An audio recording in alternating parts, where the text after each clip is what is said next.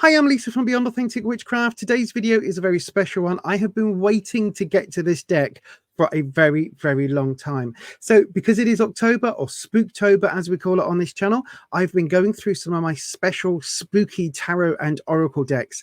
Now, this one is a brand new deck to me. It's been out for a little while, and I haven't even gone through it and looked at it yet. So this is very much a first impression, but I have had this for a couple of months and I have resisted until now. So then, it's one of my favorite films. I can quote it endlessly. I didn't mind the sequel, but this is the Disney's Hocus Pocus tarot deck. Let's see if it puts a spell on me. I put a spell on you, and now you're mine.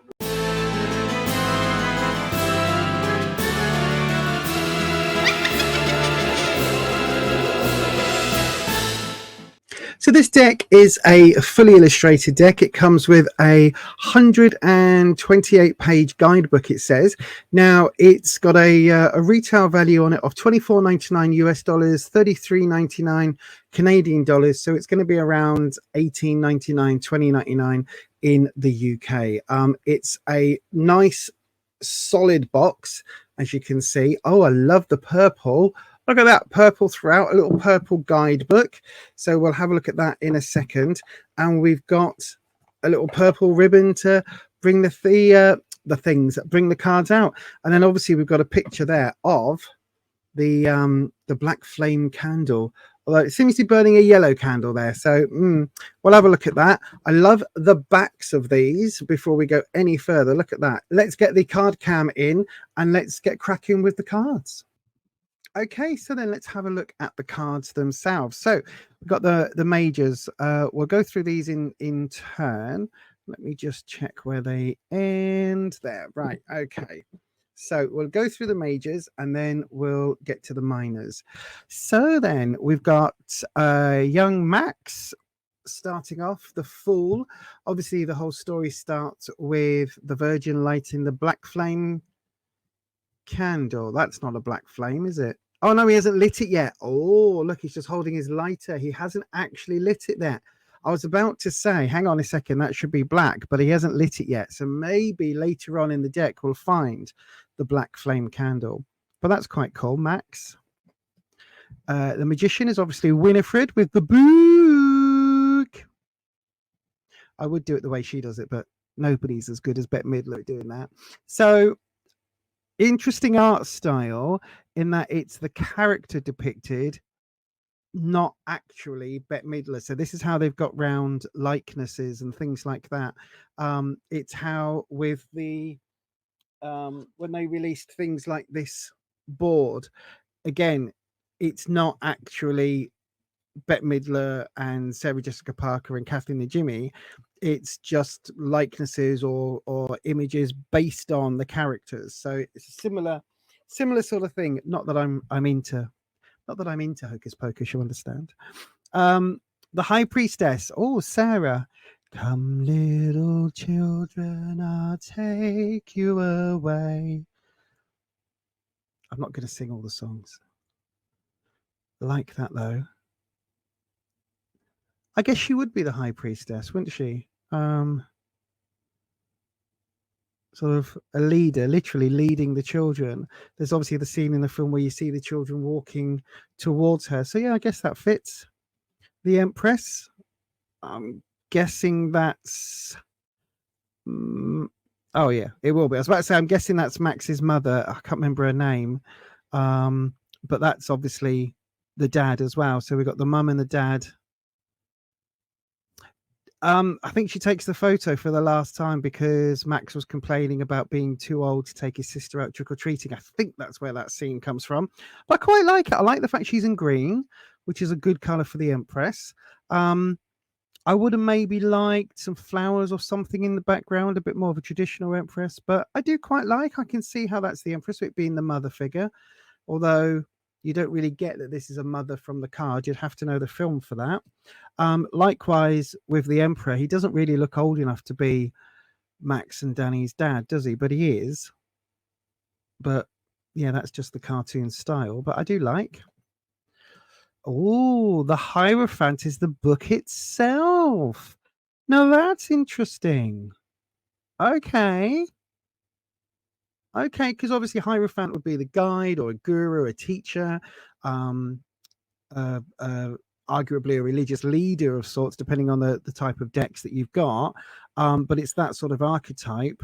And yeah, okay, that makes sense because it is a sentient book, isn't it, during the film? So I do quite like that.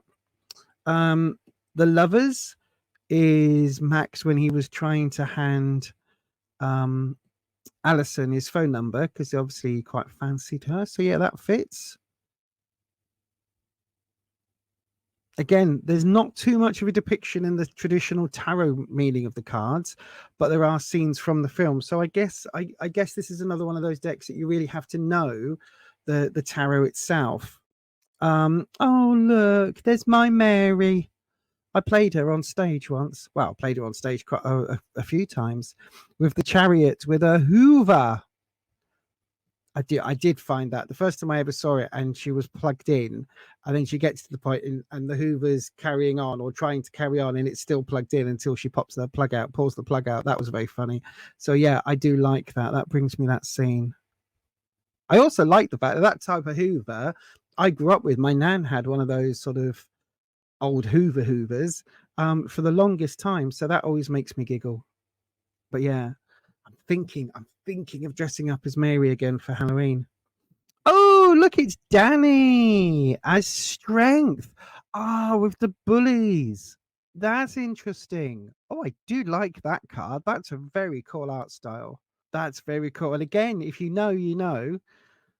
If you don't, you're sort of stuck. The Hermit. Here lies the body of William Butcherson. Died the 1st of May. So is that... Oh, that's Billy. Oh, that's Billy when he comes back. That's the Hermit. Okay. Again, maybe we could have had a lantern just sat there just as a nod to the traditional card, but I do like the Wheel of Fortune. When they had Danny in a circle of salt. Okay. Okay, I guess. Yeah. Risk and opportunity. Yeah, I guess. I mean, I guess that sort of fits, doesn't it? I guess so. I do like these cards. These cards are fun. These cards are definitely fun. Oh, look at the girls, the Justice. They're being burned at the stake as witches. I know, right? They have captured the characters so well. They really have. They've really captured the essence of the characters. I like that. Yeah, okay. Oh, suspension instead of the Hanged Man. Okay, but that then takes away the self-sacrifice element, doesn't it? It's going to be interesting to see what the book makes of these, actually. I like the fact she's just putting a few herbs on, just a little oregano, a little bit of marjoram, a little bit of thyme for seasoning, you know, just cook them up nice. But you know, okay. Just gonna have to look at the guidebook. Oh, transformation. Is this when they turn Binks into Binks, maybe? As opposed to, so obviously 13 would normally be the death card. And I like it when decks do rename the cards to something like transformation or transition, because it makes it a lot easier when you're reading for the public that don't necessarily know that, oh, death doesn't mean death. So yeah, I do get that, but I think this is one of those cards where you could have had the death card or somebody dressed as the Grim Reaper or something. But again, I do quite like the transformation. I do get it. I understand. Temperance. Oh, Alison. So you can see the character, but if you just saw that, you wouldn't necessarily know that it was Alison from Hocus Pocus. Is only in context. But again, it almost looks like Disney want to come out with an animated version, don't they? I do like. Oh, the master. That's the guy that was having their Halloween party with his wife, and then the three sisters arrived, and they thought he was the actual devil. That's fun. That's fun. And again, renamed from the devil, but that's fun. I like that. The tower. Oh, okay. Where's the upheaval? Where's the element of, you know, things being taken for granted and then surprise? That's not really there. Okay. I mean, yeah, it just misses something, that card. The star. Oh gosh, that is Binks's younger sister, and I can't remember what her name is. Was it Billy's younger sister? I can't remember. Can't remember off the top of my head. Wow, I wasn't expecting her to be the star. Okay, wishing. Oh, there's Mary again as the moon. Oh, it's Sarah. I think I would have preferred her kind of crossing over the moon with on the vacuum cleaner, but that's just a personal thing. But again, I quite like. I'm yeah, okay. The sun, when they're cowering, but you see again, you could have had the car with the headlamps. I get it, because in this, for these characters, the sun is a scary image rather than a positive image. So yeah, I do. I mean, okay, I would have maybe liked the card itself to be a lot brighter to really give it. I know I'm nitpicking now, but it's because I love the film and the IP so much. But no, I do like. That's the. Oh, that is the Old Burial Hill, is the graveyard, obviously. As Judgment.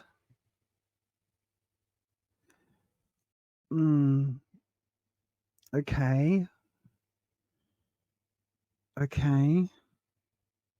Again, I don't quite get the Judgment connection.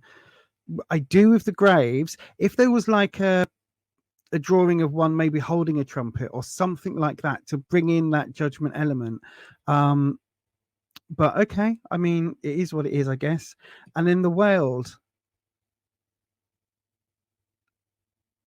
Okay. That's Binks and his sister going off into the afterlife. I quite like that, you know. I do actually quite like that. Crossing into the portal, starting the journey again. I do quite, yeah, okay. I mean, I do like that. There was no black flame candle though, but okay. We'll have a look at the guidebook in a minute. Let's go for the miners. So then, first of all, I can tell you that they are renamed. So we've got lightning, which I'm assuming is swords. So, and then, wow, right, okay, and pumpkins, which I would assume is pentacles, maybe. Potions has got to be cups, doesn't it? And then what's the last one then? Candles. So candles would be wands. So yeah, that would be right. So lightning would be whatever I just said, swords.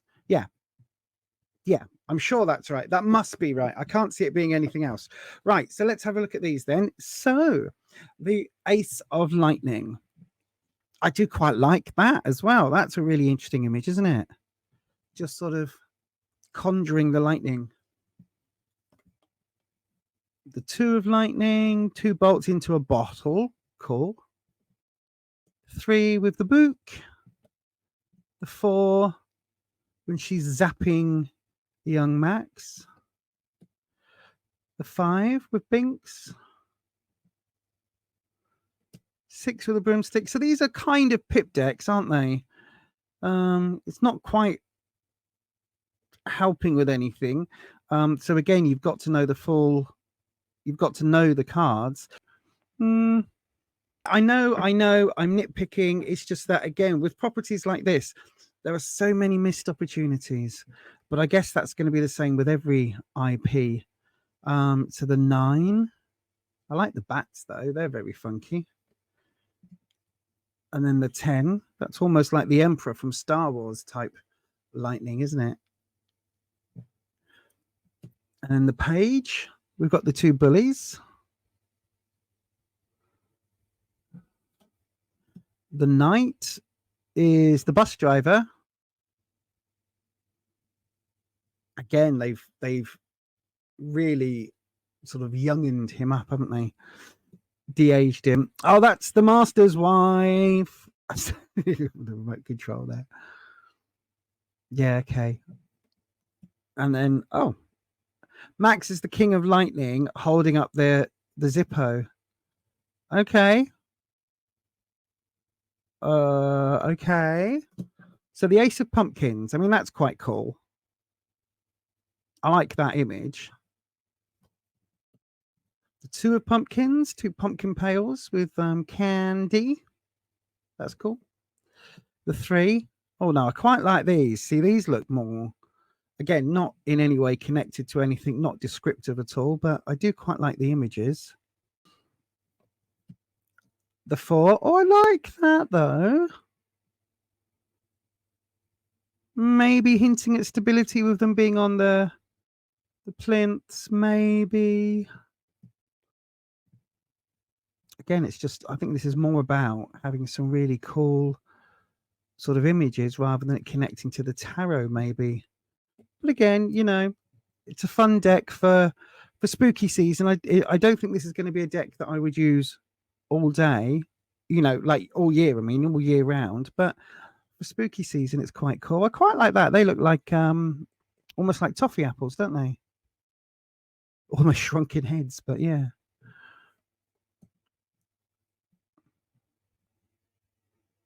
Okay. Sort of pumpkin lanterns.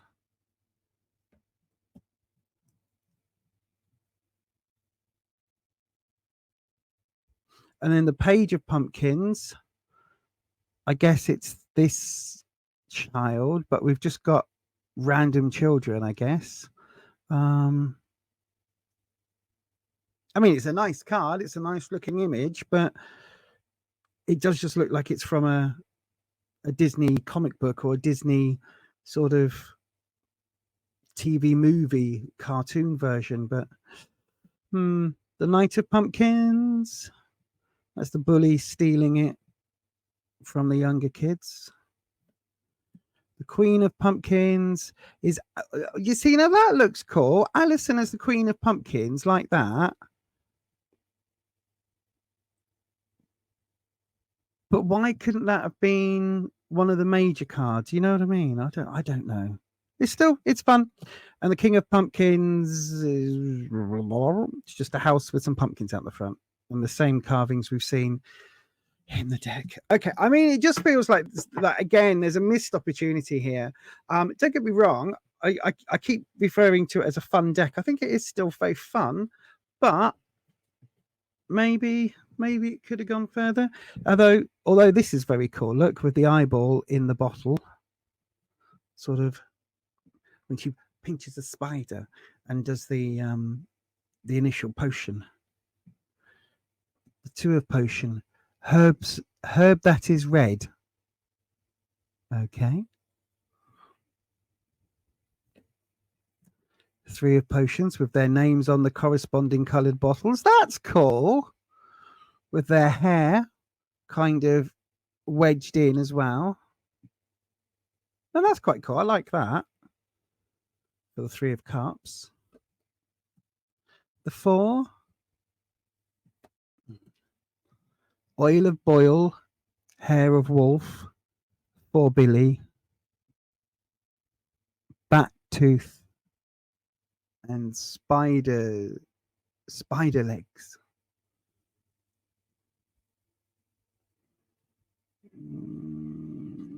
See again, right? Again, I'm harping on about the traditional tarot, but you could have depicted this with 3 of the bottles without their corks kind of upside down, and then the other 2 and you like upright, and you would have got the more traditional meaning.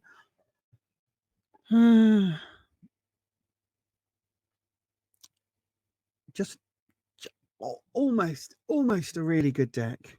Almost a really good deck. Dead Man's Toes.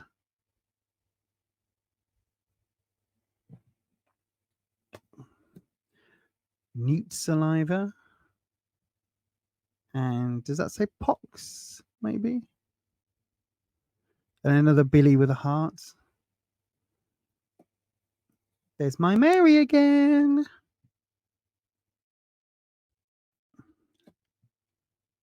The 9 of Potions. With, it looks like, yeah, it's the same. It's the same bottles we've had before. Such a shame. They could have done so much more with this. I mean, don't get me wrong, I'm loving it, but it just could have been really special as opposed to just a bit special. Oh, the teacher, when she's telling the story of Salem in the beginning of the film. That reminds me of Nanny Ogg from the Terry Pratchett books. Oh, there's Billy, the King of Potions. Okay. And then the last one. Now, hopefully this is where we're going to see a black flame candle, because we've got the suit of candles. So this would normally be wands. So let's have a look. The Ace of Candles. Child as a fairy, as a angel, sorry.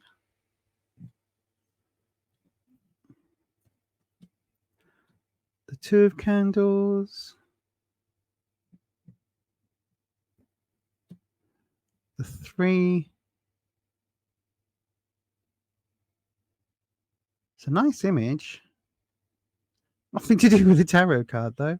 Again, the 4. See that kind of, maybe? No. The 5. 6. I mean, again, it's just interesting. Here's another picture of some candles. Here's some different candles. Here's some different candles. Different candles. This one being lit on a slightly brighter chandelier with jewels and sparklies. And then we've got green floating candles. And then the Page of Candles. Just because. The Knight of... Ah, the black flame candle. Finally. Okay. Oh, it's the mum when she was at the Halloween party. That's very cool. And then the king as Baron Samedi. You could have had, see again, you could have had him as the representation of death, maybe. But again, it's a Disney deck, isn't it? So, right then, let's have a look at the little book, the Tarot Deck Guidebook. So let's have a look. Understanding your tarot deck. Oh, here we go. Look, first of all, the introduction. Dead Man's Toe and Oil of Boil, Newton Pox and Cauldron Broil. Into this deck shall you peer, for present, past, and future near. Quite like that. It says, just as Winifred counts on her beloved spell book for all her potions and spells, so too shall the Hocus Pocus Tarot Deck and Guidebook guide your own reflections. Whether you wish to secure a possible promotion or save the town of Salem, it's always wise to reflect on what was, what is, and what will be. Whatever answers you may seek, so shall this deck provide.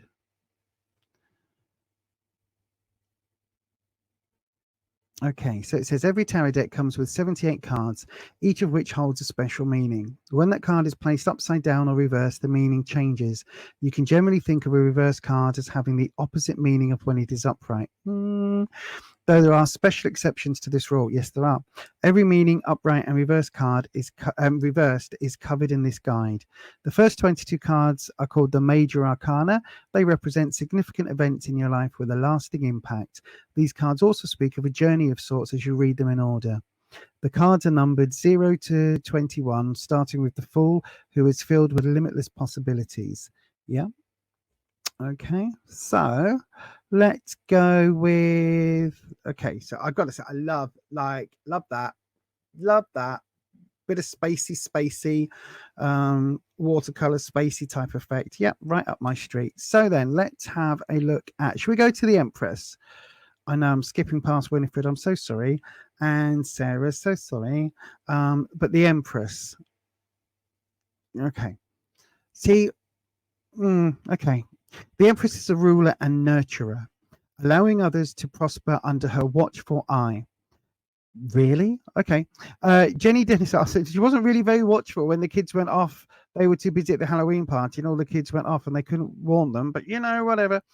Jenny Dennison exemplifies these traits as a caring mother. Though she doesn't believe her children are being chased by the Sanderson sisters, she still attempts to comfort Danny and searches for Max to ensure he is safe. She reminds us that to nurture is to love. Will you be inspired to take on the same supportive spirit? Jenny is the empress of our home, it says, and you have followed in her good example. All that you care for shall surely prosper under your thoughtful care, whether it be your family, career, or hobbies. Look forward to the sweet fruits of your loving labour. I'm getting the impression these are aimed at kids. Reversed, even with her best intentions, Jenny does not believe her children and fails to protect them from the Sanderson sisters. Similarly, there is an aspect of your life that you struggle to nurture and maintain. This may be due to insecurity or an unexpected loss of power. Reflect on what has led to the struggle and how you can overcome it.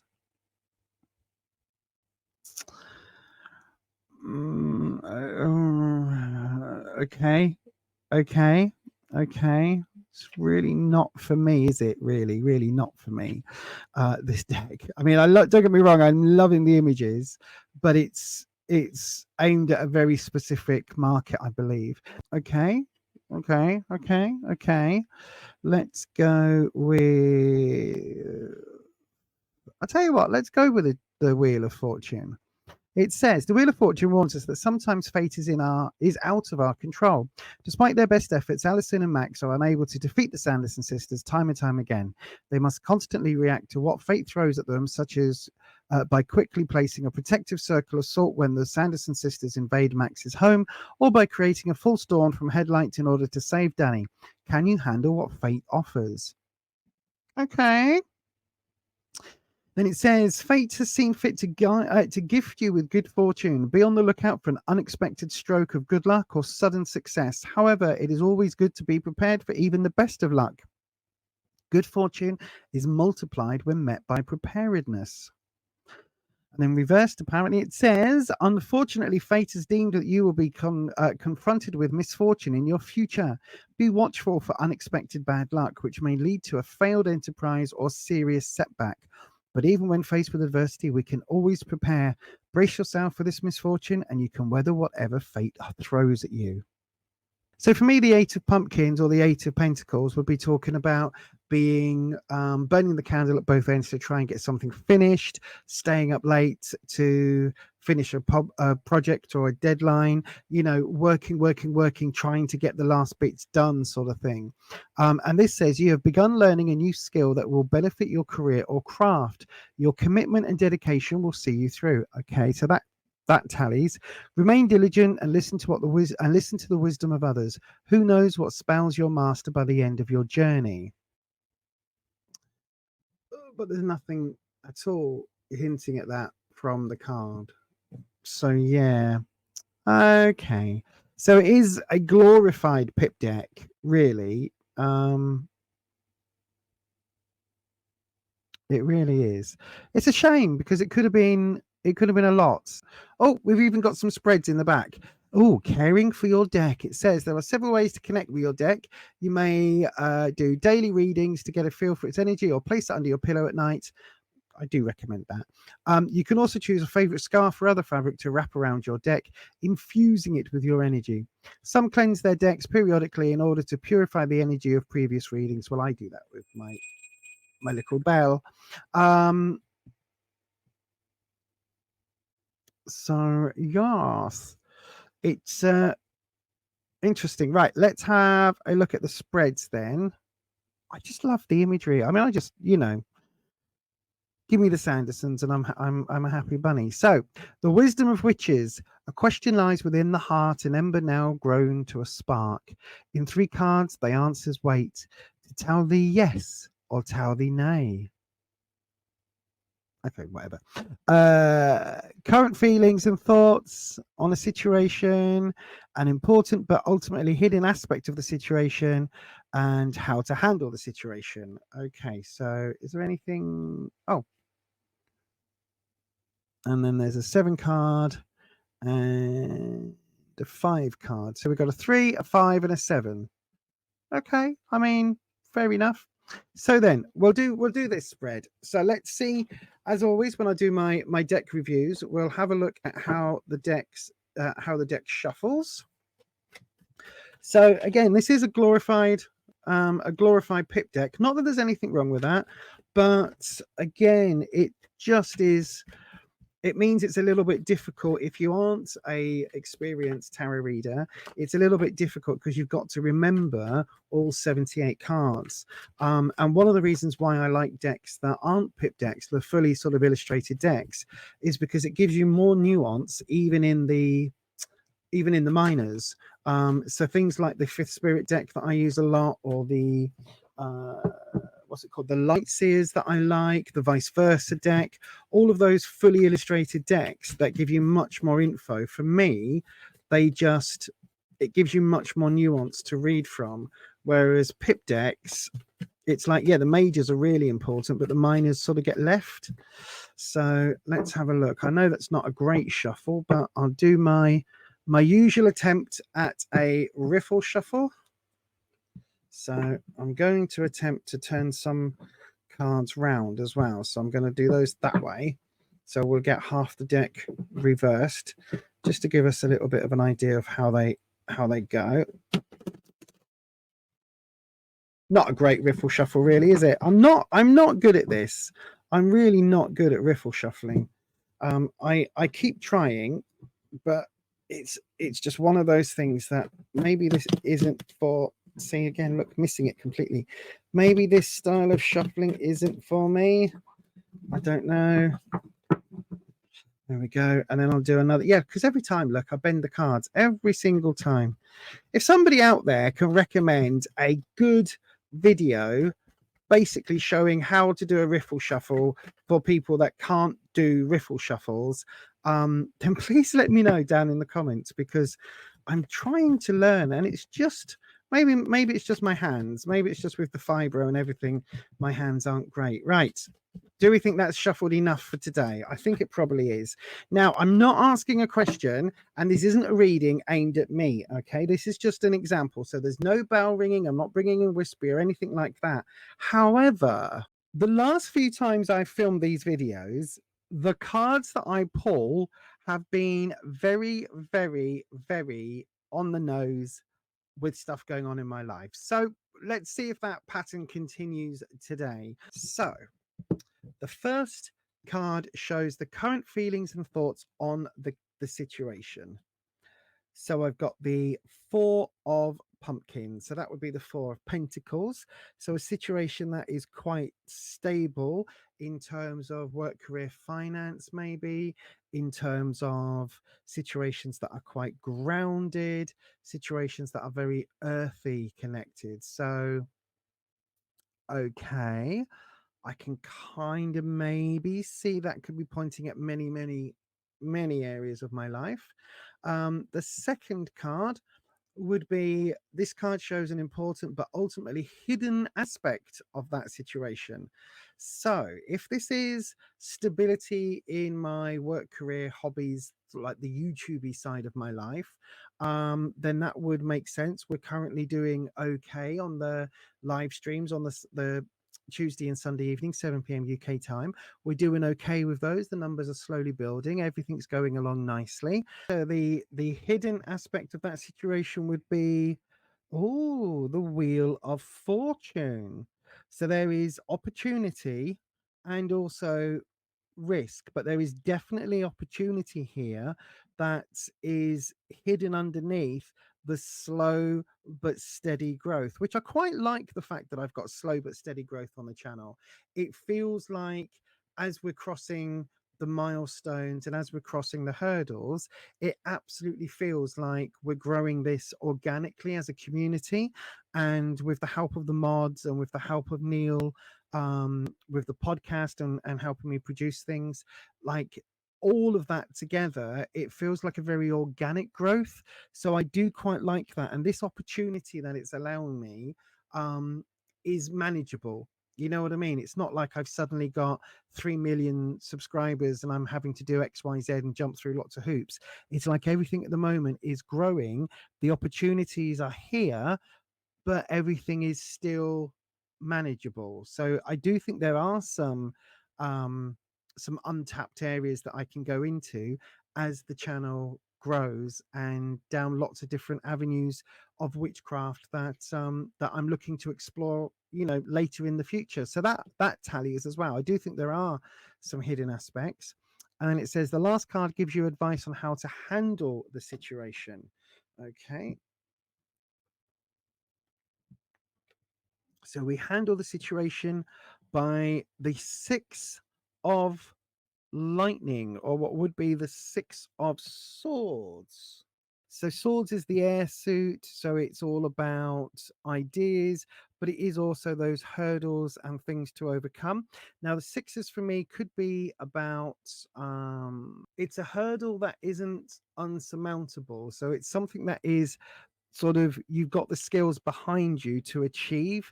You've, even though it's not going to be, even though it's not going to be super easy, you've got the skill level now to achieve, I guess. So if this is the YouTubey stuff, then it says that we've got some success coming our way, and that success, I have to trust the process basically, and not let other times in the past where I may have trusted the wrong people, not let that hinder me in moving forward with the plans that I've got on the back burner, and to bring some of those to the front burner, if you like, as far as the YouTube is concerned. So yes, interesting. So that's the deck. Overall, what do I think? I think it's a very fun deck. I think it's I love the imagery on it. I love the way it's taken the characters, created its own sort of animation style that's very sort of on brand for Disney. You know what I mean? I could see this sort of literally being a Disney animated film at some point, to keep the IP alive and all of that. So I do like it. As a tarot deck, it really misses the mark, unfortunately, because they've kind of shoehorned in the film into that traditional tarot. So I can kind of see where they were going from, but it's more like Disney said, right, it's been so many years, we have to keep issuing new Hocus Pocus items in order to maintain the intellectual property rights and things like that. Do you know what I mean? Rather than it being, it dovetails really nicely into a tarot deck. It's a little bit like the Star Trek Next Generation deck that I covered, which I'll put a link to just up here in the corner. It's in the playlist at the end. Again, missed a really good opportunity. I question who this is for, because the guidebook is sort of aimed at a really young audience, which is fine, but somebody getting into tarot, there isn't enough with the pips, with the minors, for you to really get an inkling as to what the cards mean in any major detail. So you would have to go from the little guidebook, which again has only got a couple of paragraphs. It's a glorified LWB, little white book. So there isn't a lot of information in there. Having said that, if you are somebody who's got a lot of tarot experience, you might not necessarily like this deck either, because they have shoehorned in the imagery from the film and it doesn't always fit. So with some of the cards, it's kind of like the tower, for instance. Like, that tower should be in jeopardy. It shouldn't just be a house. You know what I mean? And having a bit of purple smoke going from it. No, it should be in real jeopardy. It should be like it misses the fundamental basics of what the card is. So I think your experienced tarot readers probably wouldn't pick this up as an ongoing, like, every day I'm going to do lots of readings with this deck. Your beginners would miss a lot of the nuance from the tarot side of things. And also, it being a glorified pit deck, it wouldn't be the easiest deck for newbies to start off with. And the way the guidebook seems to be written, it's aimed at a really younger audience who probably, now the second film's out, they probably do know Hocus Pocus, but not in the same way that it's like my generation who came to it and loved it and really were the ones clamoring for a sequel. Do you know what I mean? So I'm a little bit perplexed as to who it's for. Having said all of that, I think it's a fun deck.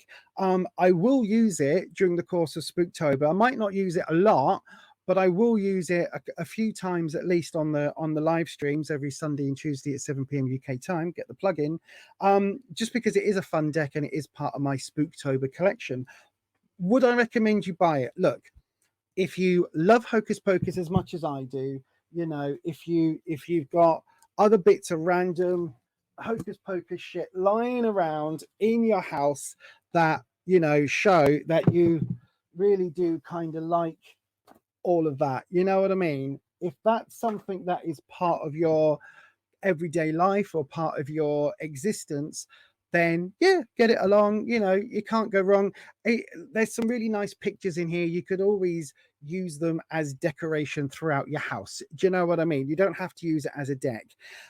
However, if you aren't a Hocus Pocus fan, I don't think newbie readers need it, experienced readers need it, or even casual readers need it. So I don't think I would recommend this, unfortunately, unless, like me, you just get a buzz out of it being a Hocus Pocus deck.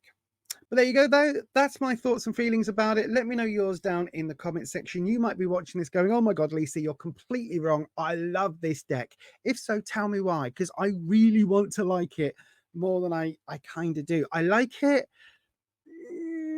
I just don't love it, if that makes sense. Anyway, I'm going to put a card up just here with more of my tarot reviews, including the ones that I'm doing for Spooktober. And right here is a playlist that YouTube is recommending you because it thinks you might like to watch them. That's all from me, and I will be back next time. And until I am, stay you, stay true, stay authentic, and I'll see you on another video. Bye-bye.